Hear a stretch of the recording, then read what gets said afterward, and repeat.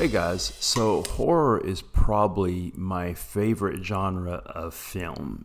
And what's kind of interesting is I haven't really talked about it much in any of my videos. Maybe the closest I've done is talking about The Special, which may kind of fall under the category of horror comedy, which is kind of odd because I'm really not a big fan of many horror comedy films.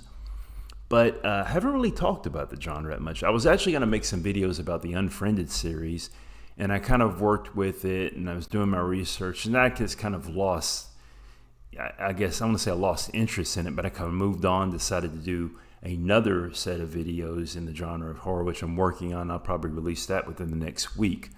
The movie I'll talk about in that, I'm going to keep it as a surprise. But I really couldn't get an angle on which to talk about the Unfriended movies. I really like them, but I couldn't really think of a way I wanted to approach it. And then I remember a conversation I had with someone recently when I was on a date. And in thinking about that conversation, I think it may explain why the Unfriended movies work and why they don't work. So starting out, Unfriended 1 made, on a budget of $1 million, made $64 million in the box office. Meanwhile, Unfriended 2, with the same budget, only makes $16.4 million.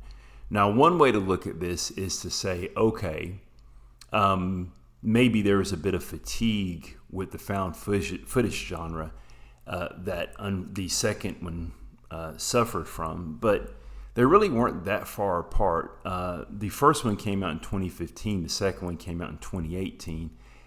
And even though they're technically not really purely found footage, they fall in this category called screen life. It is perceived as just a straight found footage movie. About screen life, by the way. So screen life is this kind of a subgenre of found footage. And the term was I guess, invented by that guy named Timur. I'm going to have to look down to say this man's name, Timur Bekmambetov, and he's actually director of the first Unfriended movie. Now, he did not make the first Screen Life movie. The first Screen Life movie may actually be The Den, directed by Zachary Donahue about a year before Unfriended.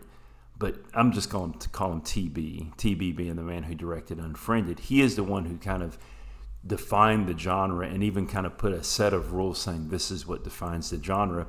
And even though he didn't direct the second Unfriended movie, he was a producer for it.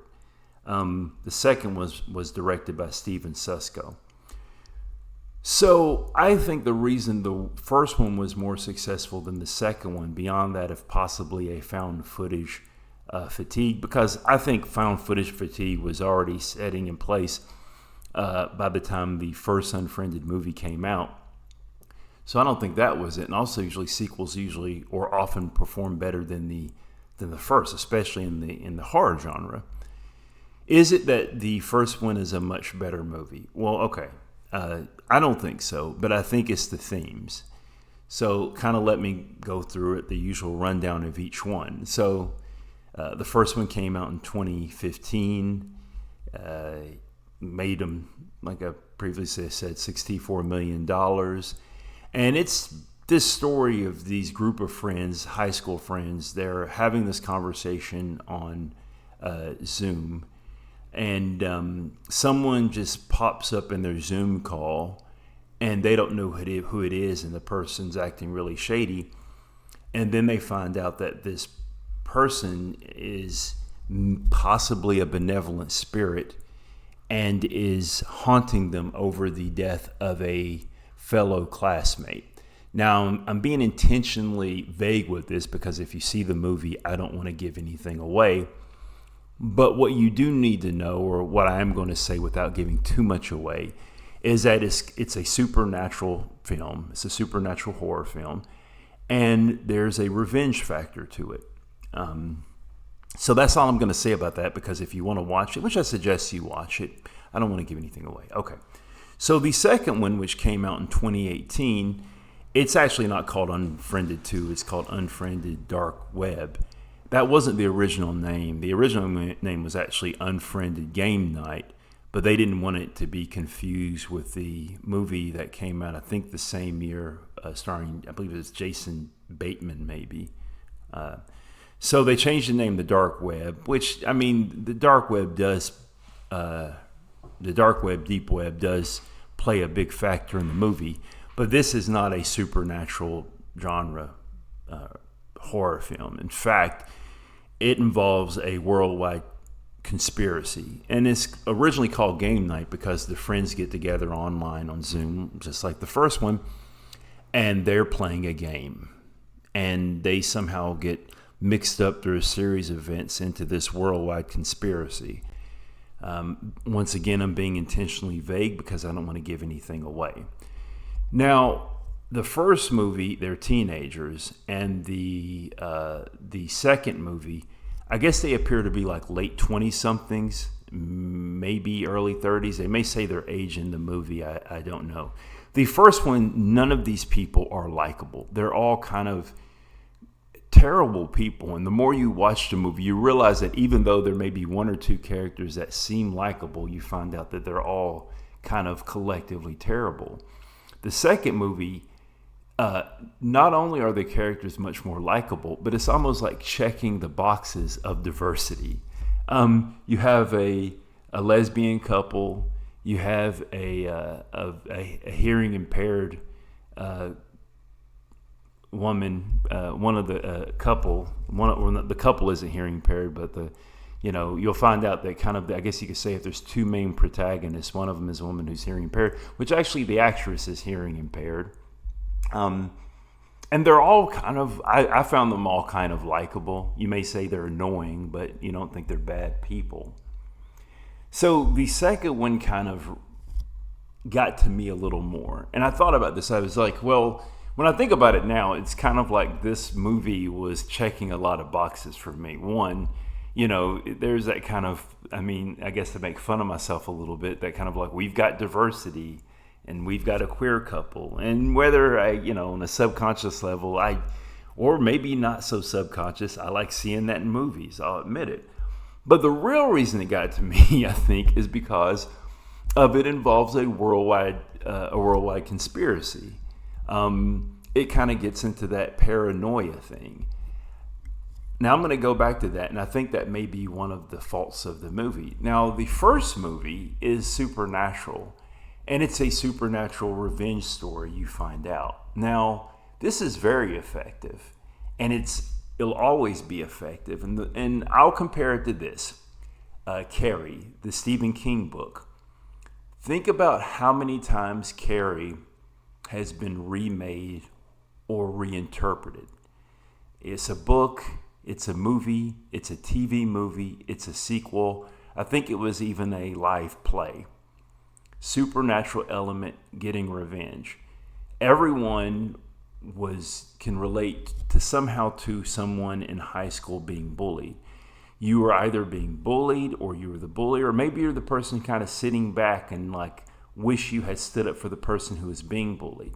But most people will have some connection with the act of bullying. So when we watch that movie, it resonates more with us on some level, I think. Everybody can relate to that, I think. And as far as supernatural goes, well, I do think that you should have a certain explanation, a certain logic for a horror film to be effective. This is something I'm going to talk about in my next movie, or not my next movie, my next video actually, what makes horror films, I think, effective. But I think you have to have an explanation. And to just say it's supernatural, it kind of goes in, I guess, a certain paranoia that we have in that regard of the supernatural. I think on some level we've been conditioned to believe in the supernatural, so it works. Now, the conversation I had, which kind of explained why I think the second Unfriended movie may have not worked so well, is it was on a date I was on, actually. So not that long ago, I was on a date with someone. This person was a bit younger than me. She was 29. So, generational difference there. And we were talking about different ways the government can spy on people and, cameras and the surveillance state. And she kind of says, I think that's the difference between your generation and my generation. We all know that we're constantly being watched by the government. We're constantly being watched by corporations.